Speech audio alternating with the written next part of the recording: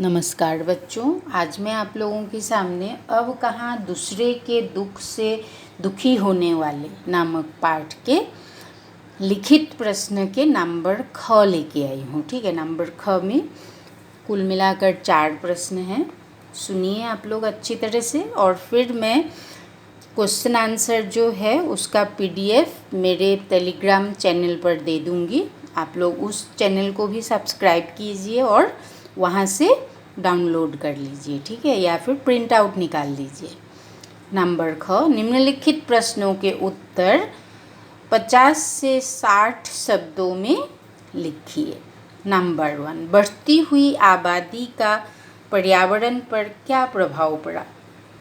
उत्तर, बढ़ती हुई आबादी का पर्यावरण पर बहुत बड़ा प्रभाव पड़ा है। इससे पर्यावरण असंतुलित हो गया है। आवासीय स्थलों को बढ़ाने के लिए वन, जंगल, यहाँ तक कि समुद्र स्थलों को भी छोटा किया जा रहा है। पशु पक्षियों के लिए स्थान न के बराबर हो गया है। इन सब कारणों से प्रकृति का संतुलन बिगड़ गया है। प्राकृतिक आपदाएं बढ़ती जा रही है।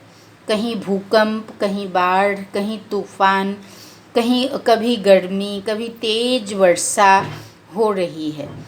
पर्यावरण प्रदूषित होने के कारण कई बीमारियां होने लगी है।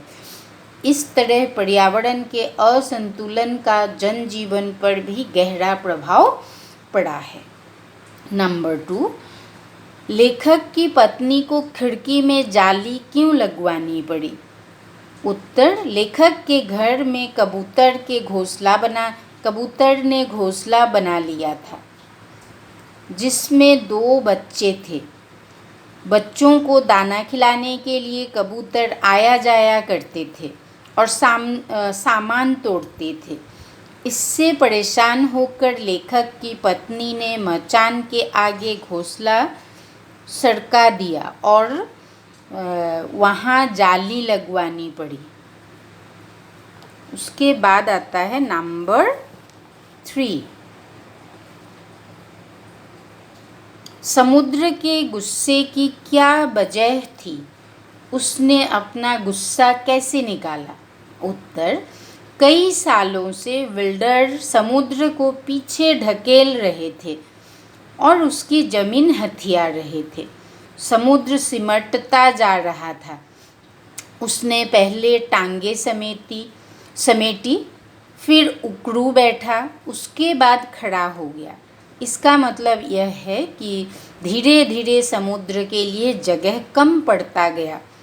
खड़ा होने के बाद भी जब जगह कम हुई तो वह गुस्सा हो गया। समुद्र ने गुस्सा निकालने के लिए 3 जहाज फेंक दिए। एक वर्ली के समुद्र के किनारे, दूसरा बांद्रा में कार्टर रोड के सामने और तीसरा गेटवे ऑफ इंडिया पर टूट फूट गया। इस तरह से समुद्र ने गुस्सा निकाला। क्वेश्चन नंबर 4, मिट्टी से मिट्टी मिले खो के सभी निशान, किसमें कितना कौन है, कैसे हो पहचान? इन पंक्तियों के माध्यम से लेखक क्या कहना चाहता है? स्पष्ट कीजिए। उत्तर, इन पंक्तियों के माध्यम से बताया गया है कि सभी प्राणी एक ही मिट्टी से बने हैं और अंत में हमारा शरीर व्यक्तिगत पहचान खोकर उसी मिट्टी में मिल जाता है। यह पता नहीं रहता कि उस मिट्टी में कौन कौन से मिट्टी मिली है, अर्थात मनुष्य में कितनी मनुष्यता है और कितनी पशुता है, यह किसी को पता नहीं होता।